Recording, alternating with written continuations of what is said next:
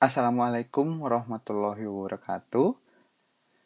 Perkenalkan nama saya Muhammad Rizky Syaputra dari program KKN periode 4 yang dilaksanakan oleh Universitas Gadjah Mada.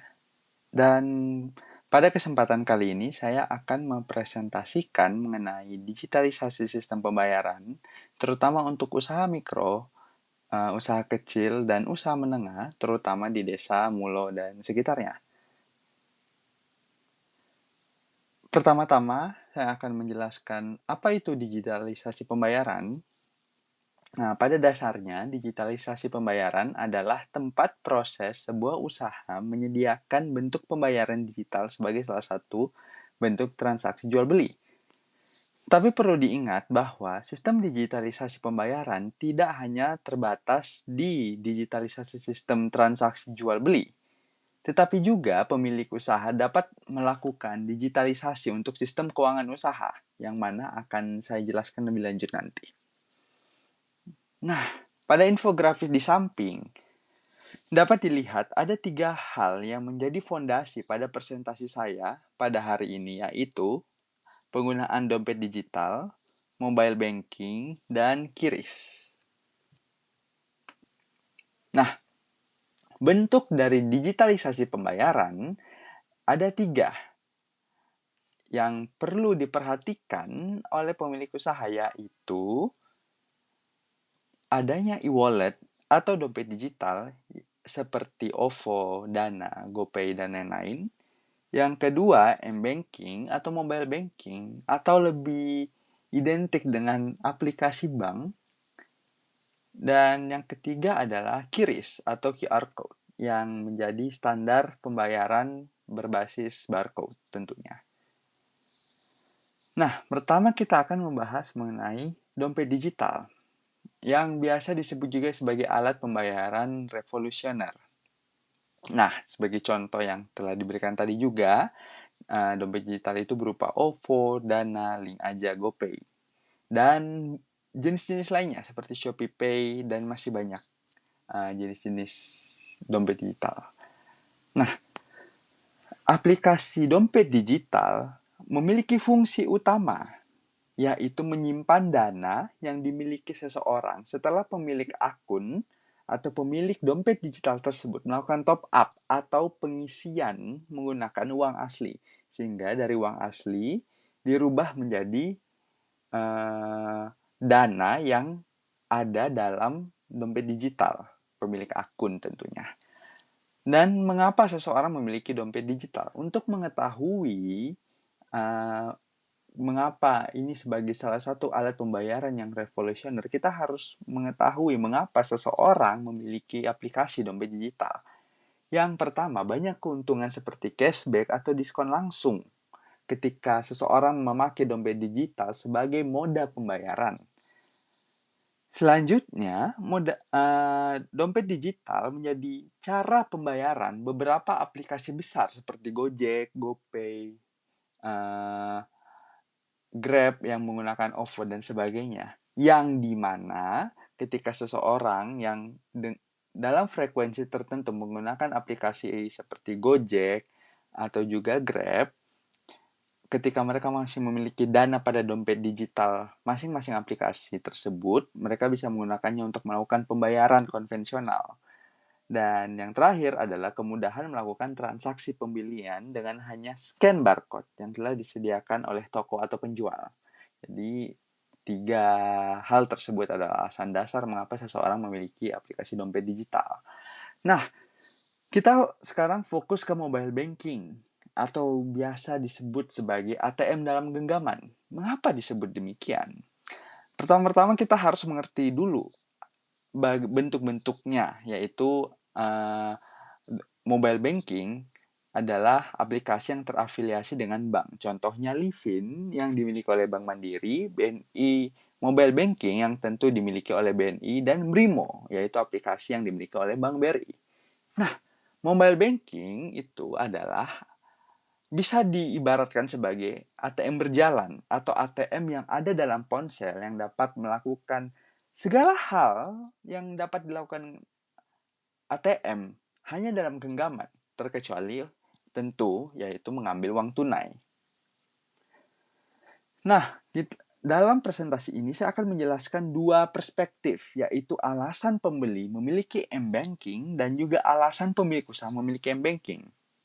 Nah, yang pertama, alasan pembeli memiliki m-banking adalah untuk memudahkan mengatur kebutuhan keuangan. Yang kedua, melakukan transaksi dengan hanya scan barcode atau transfer ke rekening penjual tanpa harus melalui ATM.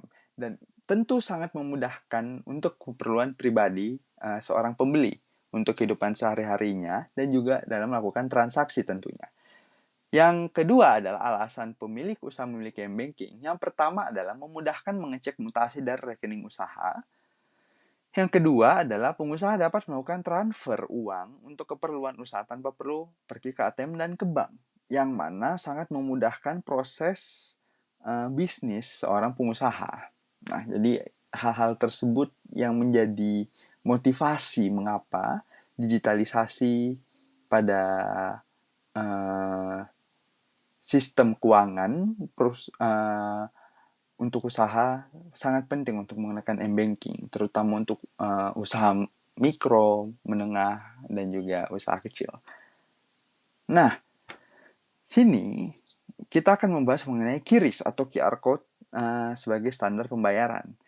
Tentunya banyak orang yang masih belum terlalu paham dengan sistem QRIS ini sendiri. Karena kan juga memang orang hanya mengetahui QRIS adalah sebuah barcode. Nah, pada dasarnya, QRIS itu adalah satu barcode yang dapat mengakomodasi segala bentuk pembayaran non-tunai. Mau itu menggunakan aplikasi m-banking atau menggunakan aplikasi seperti OVO, BNI, atau dompet digital lainnya, tentu akan terakomodasi dengan penggunaan QRIS, sehingga berbagai dompet digital ataupun m-banking sudah terakomodir dengan sistem QRIS. Jadi, seorang pengusaha tidak perlu memiliki berbagai barcode dari masing-masing aplikasi, tapi hanya menggunakan satu barcode dari aplikasi QRIS atau dari sistem QRIS, dan dari sistem QRIS itu semua sistem pembayaran sudah terakomodir tentunya yang menggunakan metode digital. Nah, kita akan membahas kemudian yaitu pentingnya digitalisasi dilakukan oleh UKM dan UMKM. Kita sebelumnya telah membahas hal-hal seperti m-banking, dompet digital, dan QRIS. Nah, kita akan membahas proses digitalisasinya itu sendiri. Nah, ada dua hal yang dapat dilakukan oleh pengusaha untuk mendigitalisasi sistem pembayarannya, yaitu pelaku usaha mendaftarkan akun rekening yang digunakan untuk usaha agar memiliki mobile banking, yang tentunya akan sangat memudahkan pengusaha dalam menjalankan bisnisnya.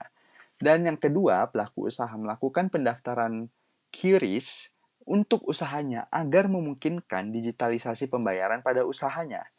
Jadi dua hal ini yang tentunya menjadi dasar untuk dilakukan pengusaha dalam melakukan digitalisasi dalam sistem pembayaran dan sistem pengaturan keuangan usahanya tentunya. Nah, sekarang kita fokus ke pendaftaran m-banking untuk pelaku usaha. Nah, dapat dilakukan hanya rekening pribadi untuk rekening pribadi yang digunakan sebagai moda usaha tentunya.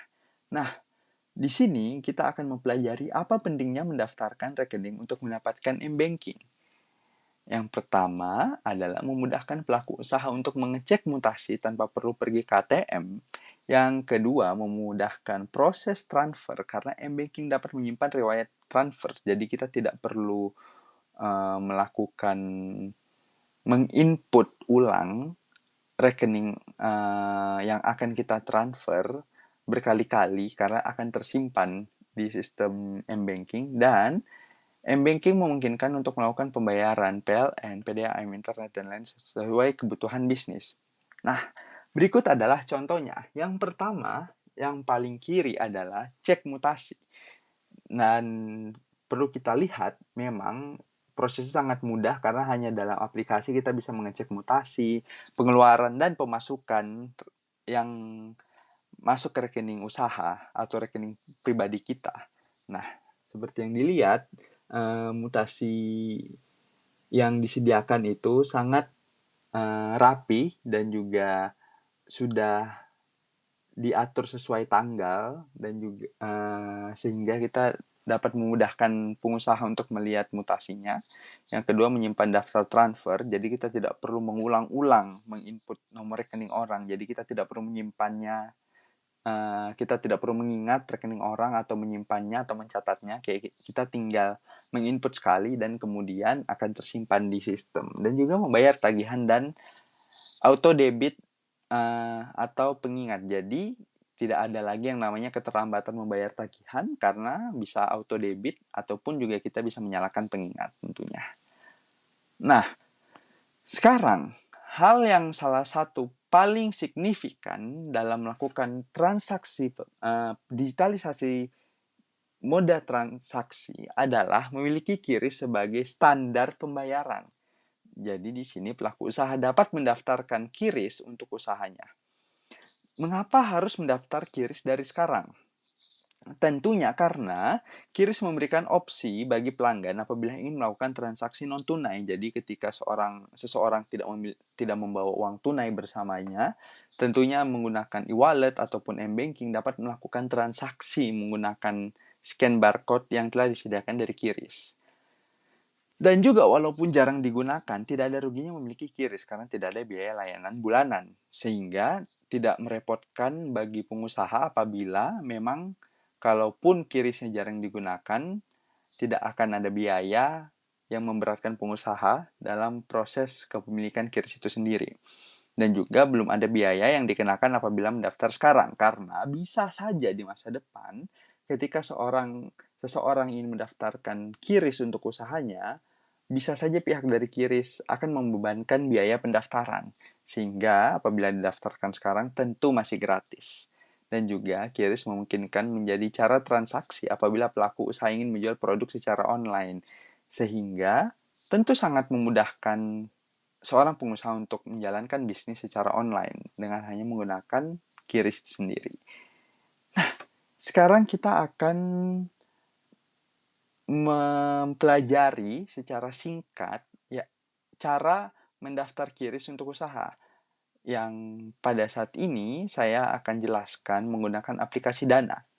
Pertama-tama, apabila kita melihat dari paling kiri, situ kita membuka aplikasi Dana, kemudian kita membuka all service, kemudian klik di Dana bisnis sesuai gambar yang ada di gambar paling kiri yang dalam lingkaran, klik Dana bisnis, kemudian Anda akan diarahkan ke